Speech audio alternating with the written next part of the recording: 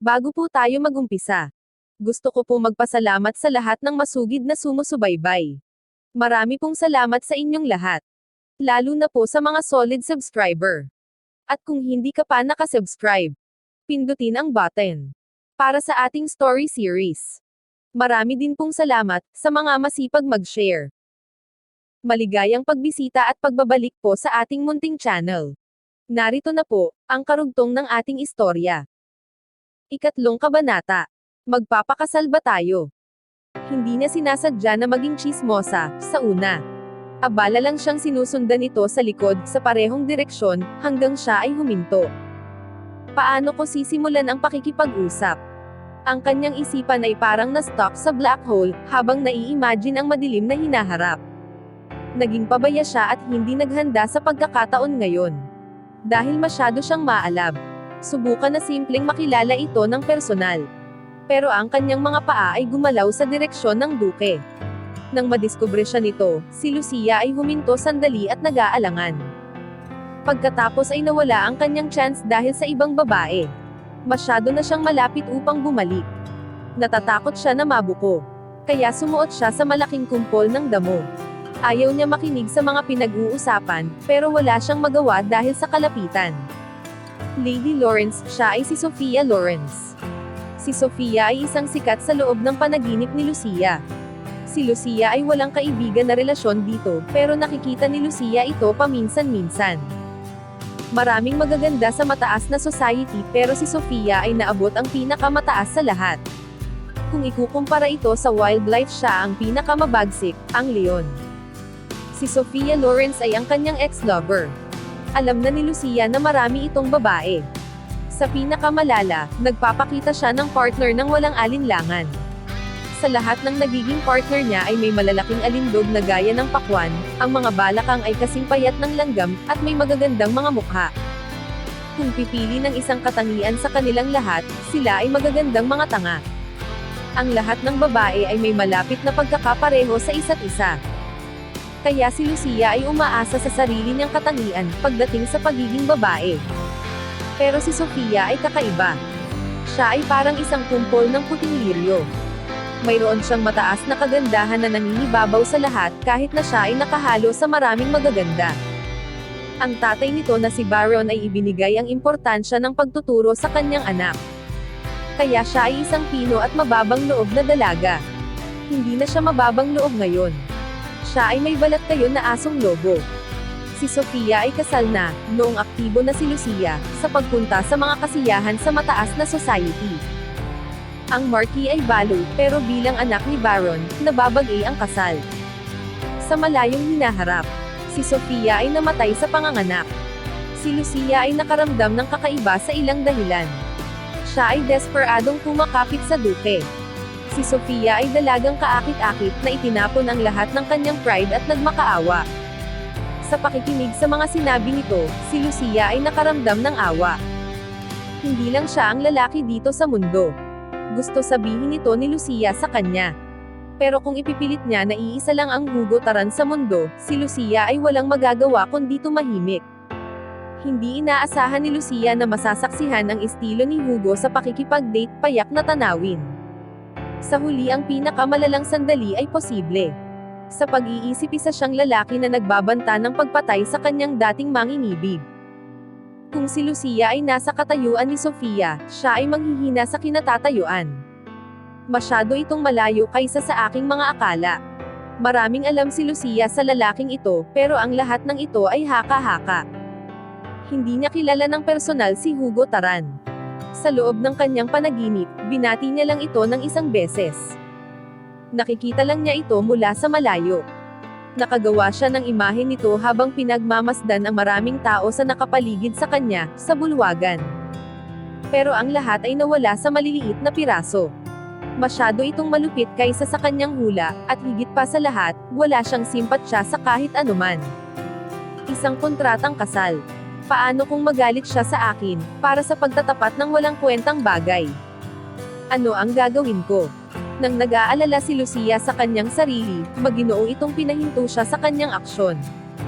Lumabas ka. Oras na upang huminto sa pagiging tsismosa, katulad ng magnanakaw na pusa.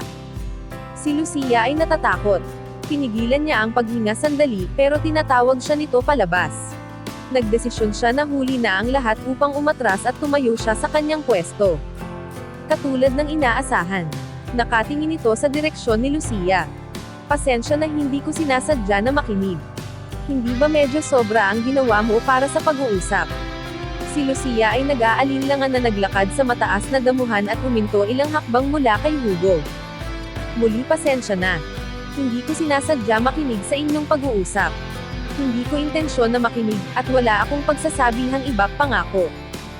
Okay lang, ano ang kailangan mong sabihin? Sinusundan mo ako sa loob ng ilang araw, dahil may gusto kang sabihin sa akin. Gusto niya malaman ang nais ng babae at mabilis na uuwi. Alam mo na sinusubukan kita hanggang ngayon. Si Lucia ay na-shock, hindi nakakahiya. Hindi niya alam kung ano ang mararamdaman niya sa dalawa. Iikot ba ang mata niya o ulo niya? Naramdaman niya ang malamig na pawis na tumutulo pababa sa kanyang leeg. Naramdaman ni Hugo na ang kanyang bod ay bumuti, habang pinapanood niya ito na parang estatwa. Nagbigay ito ng kakaibang pakiramdam sa malapit kung ikukumpara sa malayo. Ang kalmadong boses nito ay nagbibigay ng nakakapawing tono at ang ekspresyon ni Lucia ay napakasaya. Mukhang ang patagong sarili ay natapos na, sa pamamagitan ng nagawa niya ngayon. Hindi siya maganda, pero paano niya ito ipapakita? Mukha siyang maliit na herbivore. Parang katulad ng squirrel o rabbit. Hindi pa si Hugo nakakakita ng rabbit o squirrel. At inisip na ito ay cute. Hindi na dapat ito pagaksayahan hulihin. Pero siya ay isang lalaking mapagbigay, bukas sa lahat ng pagsalungat sa kanya. Ano ang sadya mo, huwag mong ipaulit sa akin ang mga sinabi ko ng ilang beses. Ganito iyon, isang kontrata. Gusto kong magtapat ng isang kontrata. Si Hugo ay medyo na-disappoint. Masyado itong nakakatamad kaysa sa kanyang inaasahan. Oo, isang kontrata na makakabago ng buhay. Ang buhay ko, dagdag ni Lucia sa sarili niyang isip. Mukhang interesado iyan. Nag-isip si Hugo sa sarili. Hindi mo ba sasabihin kung ano ang dahilan mo? Katulad ng sinabi ko sa iyo. Isa itong importanteng kontrata. Si Lucia ay pinagbulay ang lahat ng kanyang lakas para sa tamang paraan na sagot. Gusto kong tumakas sa kasalukuyan kong sitwasyon. Para sa mga hinaharap na problema. Kailangan ko nang ayusin ito bago pa sila dumating. Hindi ito ang tamang lugar upang pag-usapan ang paksa. Kung sino ako, ilalagay ko lahat sa kontrata. Mukha siyang kainahinala. Pero tinanggap nito ang kanyang request. Batay sa kanyang pandama, walang sino man ang magtataka sa paligid nitong lugar. Gayunpaman kung ang impormasyon na kanyang ibibigay ay sensitibo, hindi ito masamang idea upang mas maging ligtas. Hanggat ito ay kontrata na magbibenepisyo siya, palagi siyang bukas dito. Saan tayo gusto mo magpunta? Okay lang ba kung mag-usap tayo sa iyong mansion? Tumigil si Hugo at nag-isip sandali. Okay, fine, kailan? Tatawagan kita sa hinaharap. Hanggang ngayon si Hugo ay palaging amo sa kontrata, palagi siyang nakakaangat, at nananatili ito, at hanggang sa hinaharap. Hindi siya nag-aalala sa kontrata na mahihila siya pababa. Si Lucia ang nag-request ng kontrata, kaya siya pa rin ang may hawak dito. Sinasabi mo ba sa akin na maghintay ako sa mensahe na ipapadala mo na hindi alam kung kailan? Malamig na pawis ang nagsimulang tumulo sa likod ni Lucia. Gayunpaman ginawa niyang marangal at matapang sa harap. Kailangan mong tiisin ito. Isa pa, ito ay kontrata sa pagbabago ng buhay. Ipinako niya ang mata kay Lucia sa pagkalibang. Simula nang ipinanganak wala pa siyang nakitang ganoon.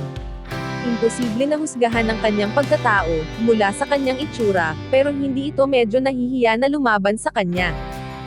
Pero sa paraan ng tingin niya pabalik, sinubukan nito na magkunwari at walang malay, sa sarili niyang takot na nagpasigla sa interes ni Hugo. Umaasa ako na ang mga salita mo ay katulad ng sinabi mo. Hindi ako isang magiliw na tao. Si Lucia ay itinama ang kanyang iniisip na malamang hindi pa siya dumating sa punto na maging magiliw kanino man. Siya ang tao na may kasabihan sa buhay na nagbabanta sa ibang tao. Pero isa lang ang naiintindihan niya, ang lalaking ito ay hindi maginoo. Kailangan ni Lucia ng magpapayo sa kanya. Gusto niyang isipin ito ng lubusan na may kasamang ibang tao. Isang tao na maayos niyang mapagkakatiwalaan upang mapayuhan siya. Ito ay si Norman. Si Norman ay mas matanda kay Lucia, bagaman si Lucia ay marami pang taon sa buhay kung maayos ang kanyang panaginip. Si Norman ay sumulat ng maraming nobela, na gumamit ng paghihirap at karanasan sa kanyang buhay. Matutulungan siya nito. Hindi niya ipinagtapat ang lahat ng detalye kay Norman. Akala ni Norman ay isang katulong sa palasyo si Lucia. Isa akong prinsesa, kailangan kong isipin mabuti ang gagawin kong kontrata ng kasal sa Duke ng Taran. Norman, kailangan ko makagawa ng importanteng desisyon sa aking buhay. Gusto ni Lucia gumawa ng paghahanay upang makabuo ng daan. May 2 daraanan sa harapan ko. Kung wala akong gagawin na kahit ano matatapos ako sa pagpunta sa natitirang daan. Alam ko kung ano ang mangyayari sa akin sa daang iyon. Matatapos ako sa maraming pagdurusa, at mabubuhay ako sa hirap. Pero pwede kong subukan ang pagsubok sa kanang daan. Wala akong idea kung ang pagsubok ko ay magtatagumpay o hindi. Kung magtatagumpay ako, hindi ko alam kung anong daan iyon. Ang daan sa kanan ay pwedeng patungo sa mas mainam na buhay, pero sa isang banda, may pag-asa na mapunta ako sa mas malalang sitwasyon kaysa sa aking napagdaanan. Norman, alin daan ang tatahakin mo? Kung ako ito, pipiliin ko ang aking pagkakataon sa kanang daan. Hindi mo kailangan isipin ito. Di ba sinabi mo, na alam mo na ang mangyayari sa iyo sa kaliwang daan? Sa pagiging malala, ito ay buhay sa paghihirap. Sa ganitong kaso, kailangan mong kuhain ang iyong pagkakataon. Kahit ang kanang daan ay mas malala, mayroon ka pa rin ipagdedesisyon sa iyong sarili, at hindi ako makakaramdam ng pagsisisi. At kung alam mo na ang lahat ng mangyayari sa iyo sa hinaharap, hindi ba't nakakainip ito? Ang buhay ay nagiging masaya lang kung hindi mo alam kung ano ang mangyayari. Kahit na makaramdam ka ng lungkot ngayon araw, paano bukas? Ang tao ay nabubuhay sa pag-asa sa kanilang puso. Norman, mukha kang matalino. Matalino, tawa nito. Umalis ka dito sa bayan. Ako ay isang tao na nabubuhay na hindi nalalaman kung ano ang ibig sabihin ng mundo. Isa lang ang pagkakataon mo.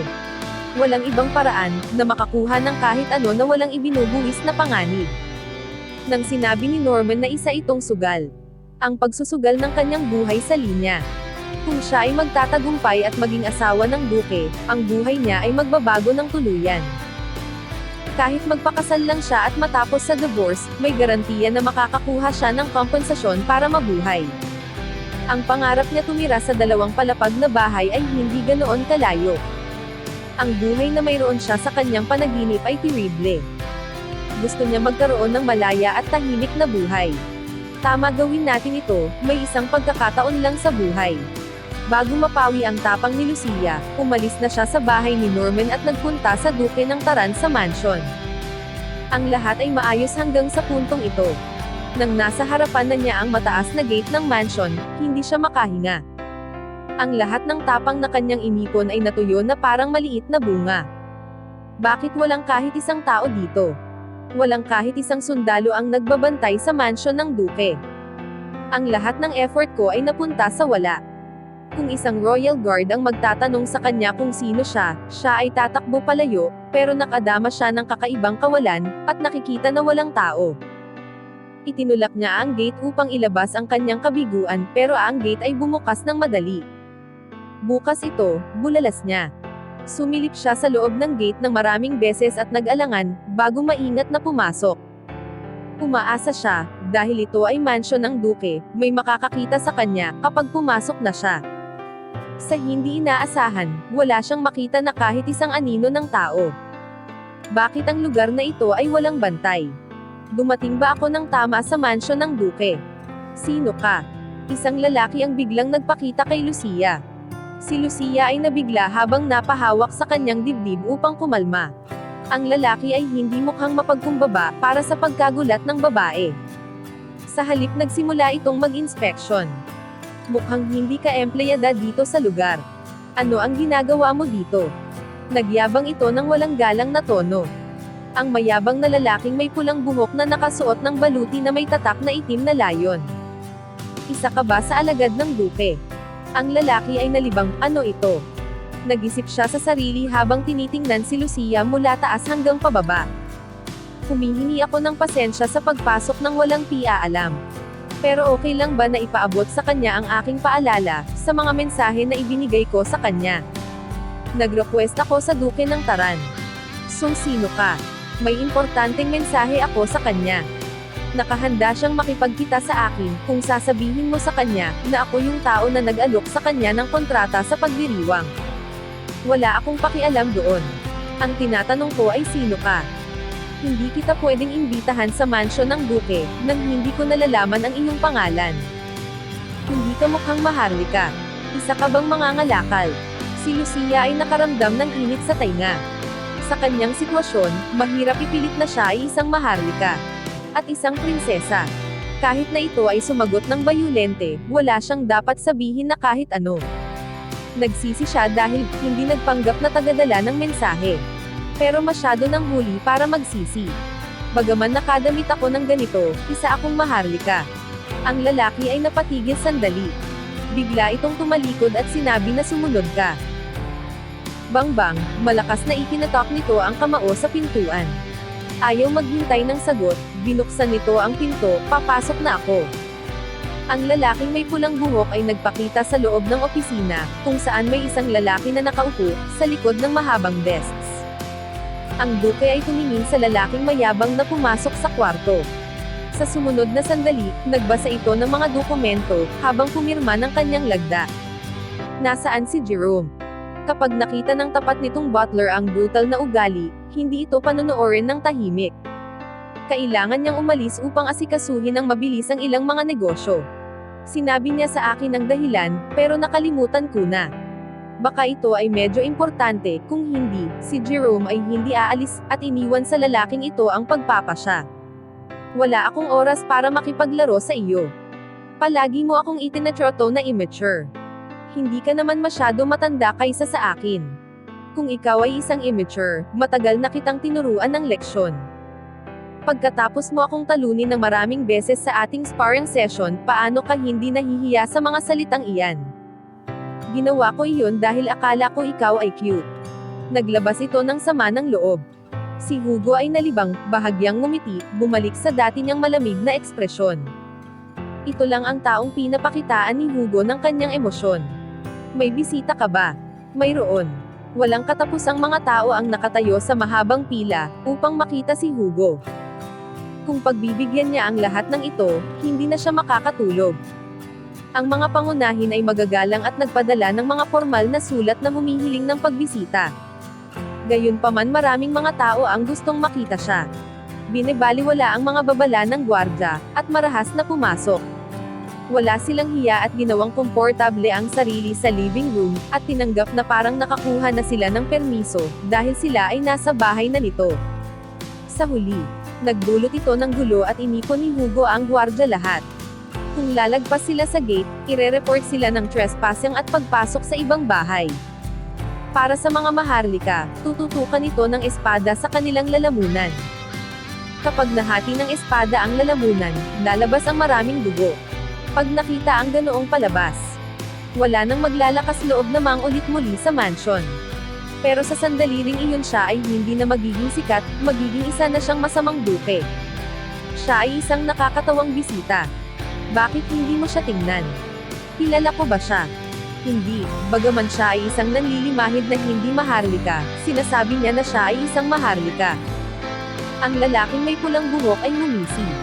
Maliban pa doon, ang damit niya ay madumi at wala siyang lingkod. Pero siya ay may super confident na yabang tungkol sa sarili. Hindi ba siya nakakatawa? Atat na akong malaman kung bakit niya kailangan makita ang duke. Si Roy ang lalaking may pulang buhok. Ang walang hiya na lalaki, na inistorbo ang kanyang trabaho, upang maisakatuparan lang ang sariling pagkamausisa. Kung ang butler nito na si Jerome ay nandito, malamang ay tatalon na ito sa galit. Si Roy ay hindi titigil kung tatanggi siya. Si Roy ay iinisin siya hanggang sa huli. Nang sandaling iyon si Hugo ay nakaramdam ng pagod sa mga walang katapusang dokumento na kailangan tingnan. Maganda itong idea upang magkaroon ng maikling pahinga. May iba pa ba siyang mensahe? Ano pa ang sinabi niya? Una siya ay babae. Inisip ni Hugo na ito ay lalaki hanggang ngayon, at umukit ang kanyang kilay sa galit. Si Roy ay dumaing pabalik parang nagduse sa paso at tumakbo palayo, sa pinakamalayo na sulok ng opisina. Sinabi niya ang tungkol sa kontrata sa pagdiriwang. Sinabi niya na, hinihintay mo ang kanyang pakikipagkita. Ang mata ni Hugo ay napatingin. Sa loob ng 10 araw na walang mensahe, nagsususpetsa siya sa intensyon ng babae. Nasaan ang panauhin ngayon? Nasa living room, hindi ko siya iniwan mag-isa, sinabi ko sa maid na magdala ng tsaa. 2 lalaki ang nakaupo sa tapat ni Lucia. Humigop ng tsaa si Lucia, habang pinagmamasdan ang duke. Bagaman hindi ito unang pagkakataon na makita ito. Hindi siya makapaniwala na nakaupo siya sa silid kasama ito, katulad ngayon. Sobrang nakaka-interes pa rin makita ng personal ang duke. Siya talaga ang duke ng Taran. Ang kaibahan ng kanyang itim na buhok at pulang scarlet eye, ay nakakatakot kapag nakita ang kanyang mata. Ang presensya niya ay masyadong malakas, at nag-iiwan ito ng hindi komportableng impresyon. Ito ang una nilang pagtatagpo pagkatapos ng pagdiriwang, at nakaupo ng magkatapat sa maliwanag na ilaw. Bumisita ka ba, at alam mo nasa mansion ako? Hindi. Kung wala ka mag-iiwan ako ng mensahe. Ang boses nito ay nagre-reflect sa kanyang physical appearance. Ang boses nito ay mariin na may mahinang tono, pero may tumutusok na nag-uutas na aura. Sa loob ng kanyang panaginip, siya ay naloko na ng ilang beses pero hindi natuto. Naubos ang kanyang buhay sa pagliligtas sa isang gwapong lalaki, na kanyang binagsakan. Kahit gaano pa kapait ang pagdurusa sa buhay, mahirap sa isang tao na baguhin ang nararamdaman dahil sa isang kahilingan. Siguro ay dahil ito kay Count Mayton. Si Lucia ay walang kilalang lalaki, siya ay nabubuhay ng nakakulong sa loob ng palasyo. Ang unang lalaking nakilala ni Lucia ay matanda, mataba, pandak, pangit, at bayulente. Sa pagsunod sa kanyang mga naranasan, wala siyang magawa kundi maagaw ang puso niya ng gwapong lalaki. Bagaman ito ay gwapo, hindi ibig sabihin na ito ay mabuting lalaki. Ang lalaking nasa harapan niya ay ang patunay. Ang lalaking ito ay masamang tao. Wala siyang problema sa pagpasok sa puso ng babae, katulad ng paglalaro. Bagaman si Lucia ay nag-aalala sa lahat ng ito. Wala siyang kumpiyansa na hindi siya matutulad kay Sofia sa hinaharap. Kapag may sinabi ito na matatamis na salita sa kanyang tainga, sa ganoong mukha at boses, mawawala siya sa sarili. Kailangan mong hawakan ang iyong sarili, si Lucia ay pinakalma ang kanyang puso. Naging mayabang ako sa pagbisita ng walang kahit anong abiso. Patawarin mo ako sa huli ko na pagpapakilala. Ako ang pang-16 na anak ng Emperor, Vivian Hessel. Isang malaking karangalan ang makausap ka. Nang ipinakilala ni Lucia na siya ay pang-16 na prinsesa, malakas itong tumawa. Ito ang lalaking may pulang buhok na nagdala kay Lucia sa mansion. Hindi niya masyadong inisip ang pagtawa nito, at inoobserbahan lang. Pagkatapos naalala niya kung sino ang lalaking ito. Ito ay si Roy Croton. Ang matapat na tauhan ng duke ng Taran. Siya ay kilala sa tawag na Red Hair Youth. Ang baliw na asong si Croton.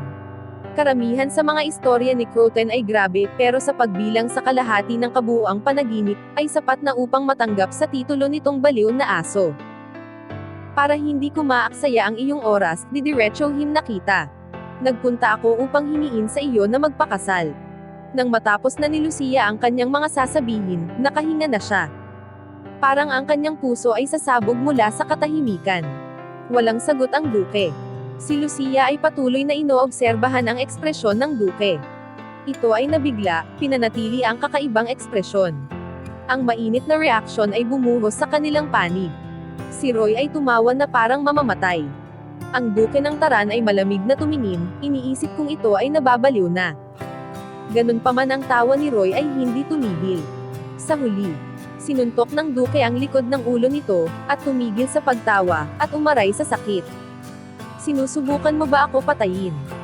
Hawak ni Roy ang kanyang batok at sumigaw ng malakas, habang may isang luha na nakabitin sa gilid ng kanyang mata. Si Lucia na nag-obserbo sa dalawa ay nakatanggap ng gulat. Ito ang dahilan kung bakit siya kilala bilang baliw na aso. Ang ingay mo, lumabas ka. Bakit? Ititikong ko na ang aking bibig at tatahimik. Totoo. Hinawakan ni Roy ang kanyang mga labi na nakasara habang si Hugo ay napailing, at bumalik ang atensyon sa dalaga na nakaupo sa tapat nila. Isang prinsesa. Inoobserbahan ni Hugo ang babae na sinasabi na siya ay isang prinsesa. Sa nakaraang pagdiriwang, mukha siyang isang maharlika. Ngayong sandali, wala siyang pagkakaiba sa mga ordinaryong babae na makikita sa lansangan. At sinasabi niya na siya ay isang prinsesa. Walang interes si Hugo sa royal family. Ang hari ay malamang na walang idea kung ano ang itsura ng lahat ng kanyang mga anak. Umaasa siya na ito nga ay isa talagang prinsesa. Ang ranggo ng kanyang kalagayan ay masyadong mababa, upang lumabas at magpanggap ng kasinungalingan tungkol dito. Sa karagdagan, idinitalye niya ito ng kakaiba. Gusto niya ng babae pero may sarili siyang patakaran. Hindi siya pumapasok sa magbibigay sa kanya ng problema. Kailangan lang niya ng babae na kasamang matutulog, at uminom habang siya ay nagpapakalasing. Ang prinsesa ang numero 1 sa kanyang listahan. Prinsesa, sino ang taong nagpadala sa inyo dito? Ang diskusyon ay hindi magpapatuloy, hanggang hindi nagpapakita ang mastermind. Naniniwala ka ba na ako ay prinsesa? Sa isip ni Lucia na magagalit ito kung susubukan niya itong lokohin. Nagdesisyon siya na tanggapin ang kahit anong pang-iinsulto at masasakit na salita ng walang reklamo. Pero ang reaksyon nito ay masyadong tahimik. Nagsisinungaling ka ba? Hindi ako nagsisinungaling, inisip ko na magagalit ka. Hindi ako magagalit kung nagsisinungaling ka. Naalala niya ang mga sinabi nito sa pagdiriwang. Walang kahit sino man ang makapagbibigay ng takot sa iba, maliban sa taong ito, na ang salitang galit ay may ibang kahulugan. Hindi ako nagsisinungaling.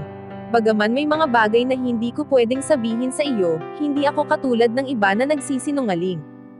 Walang kahit sino ang nag-utos sa akin. Ako ang tao na nagdesisyon ng lahat.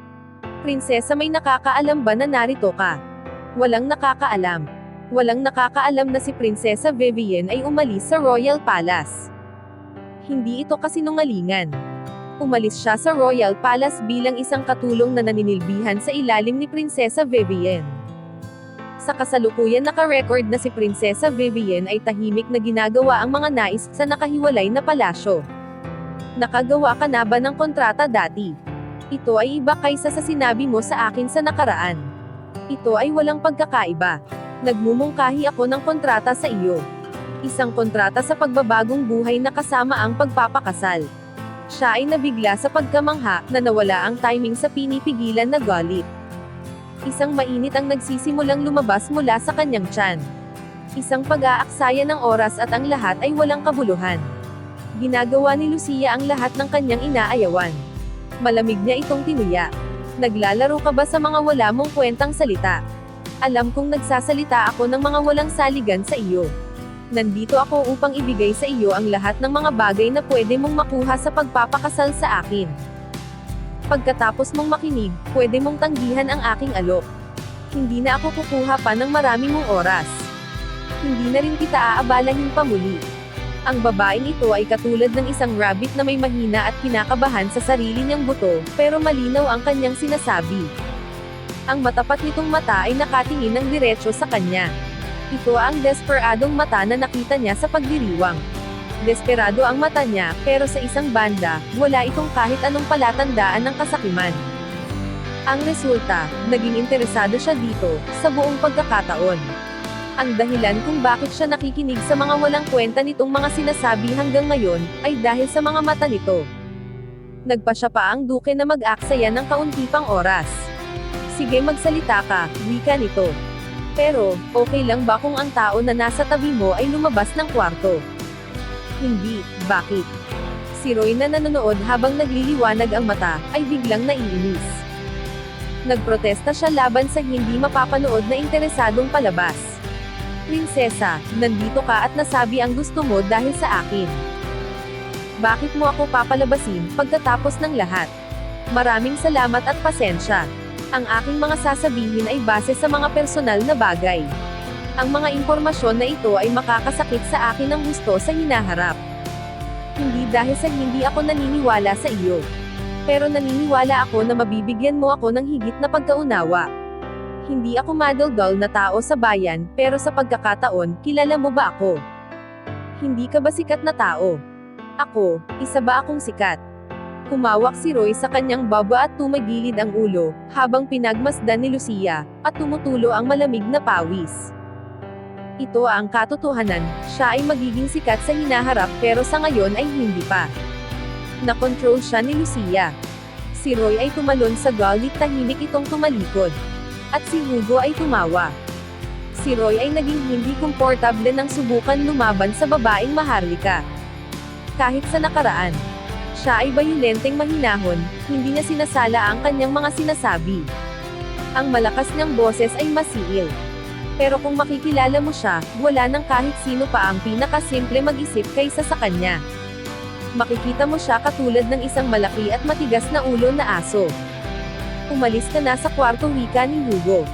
Tahimik na nagmaktol si Roy pero umalis siya nang walang gulo. Naramdaman muli ni Lucia ang pagiging tense. Ito ay isang sugal. Itinapon niya ang dice. Alam ko na ang iyong pagpapala ay isang anak na lalaki, na ikatatagumpay mo. Hanggang dito na lang po muna. Maraming salamat po sa pakikinig. Pwede po bang humingi ng subscribe?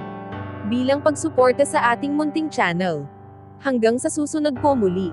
Stay safe and God bless.